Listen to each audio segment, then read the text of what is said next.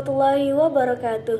Baik, saya Nur Irawati. Pada kesempatan kali ini saya akan menyampaikan sebuah materi yang berjudul Struktur Bahasa dan Proses Berbahasa. Berbahasa merupakan sesuatu yang tak asing kita dengar, bahkan sering kita gunakan sehari-hari untuk menjalani kehidupan, yakni sebagai sarana berkomunikasi. Nah, untuk mengetahui bagaimana proses berbahasa itu berlangsung, alangkah baiknya kita mengetahui dulu apa itu struktur bahasa. Menurut Bloom dan Lahey, struktur bahasa merupakan suatu sistem di mana unsur-unsur bahasa diatur dan dihubungkan satu dengan yang lain. Setiap kalimat yang kita ucapkan itu punya dua struktur, yakni struktur dalam dan struktur luar. Struktur dalam merupakan struktur kalimat secara acak yang ada di otak penutur sebelum diucapkan, dan struktur luar merupakan struktur kalimat yang sudah diucapkan dan bisa didengar. Struktur bahasa yang masih ada di kepala kita maupun sudah diucapkan itu punya komponen-komponen penyusunnya. Nah, setelah kita mempelajari tentang struktur bahasa, kita akan mempelajari tentang komponen tata bahasa. Komponen penyusun struktur bahasa atau tata bahasa itu ada 3, yakni sintaksis, semantik, dan fonologi.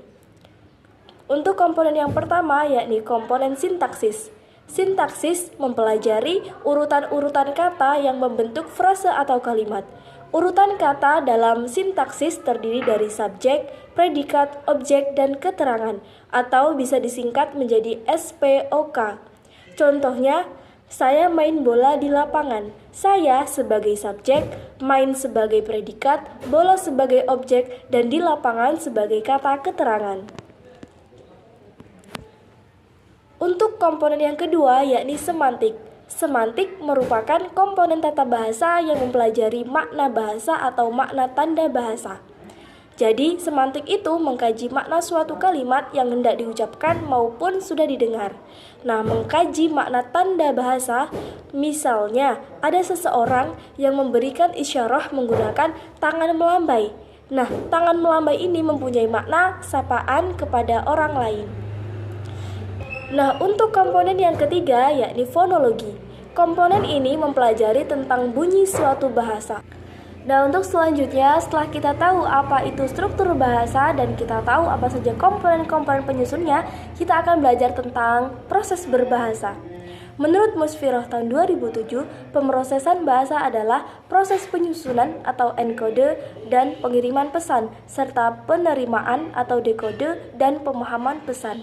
Jadi, enkode itu penyusunan pesan, kode itu pesannya, dan dekode adalah penerimaan pesan. Pemrosesan bahasa menurut Chomsky tahun 2002 itu ada 2 sistem. Yang pertama sistem produksi atau sistem berbicara atau disebut juga enkode, dan ada sistem perspeksi, yakni sistem menyimak atau juga disebut dekode. Coba kita perhatikan gambar berikut ya teman-teman agar lebih paham. Jadi menurut model Chomsky tadi, proses berbahasa itu ada 2, yakni penyusunan pesan atau enkode dan penerimaan pesan atau disebut juga dekode.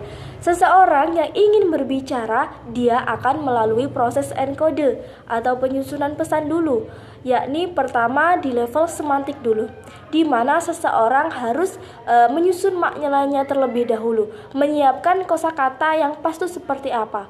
Misalnya, kulo ajeng makan, saya mau dahar. Nah, itu kan kurang pas ya maknanya. Jadi, melalui proses ini, melalui level ini, makna akan disusun secara tepat dan pas untuk diucapkan. Setelah makna disusun, makna tadi akan masuk ke dalam level sintaksis, yakni makna tersebut akan disusun menjadi kalimat dengan susunan yang tepat.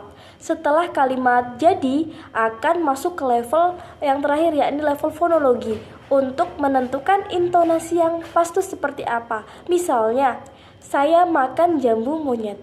Saya makan jambu monyet. Saya makan jambu monyet. Saya makan jambu monyet.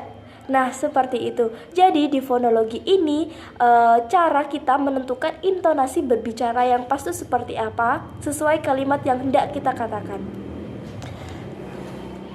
Setelah diproses di enkode selesai, seseorang akan mengirimkan pesan atau disebut kode ini pada saat berbicara, yakni menggunakan mulut. Pesan berupa suara tadi akan diterima penerima pesan melalui indera pendengar seperti telinga dan masuk pada proses dekode, yakni penerima pesan. Di dekode, pesan yang diterima masuk ke level fonologi terlebih dahulu, yakni diterjemahkan bunyinya terlebih dahulu.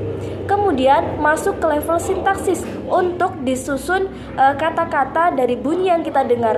Kemudian kalimat dari frase yang telah disusun tadi diterjemahkan maknanya di level semantik.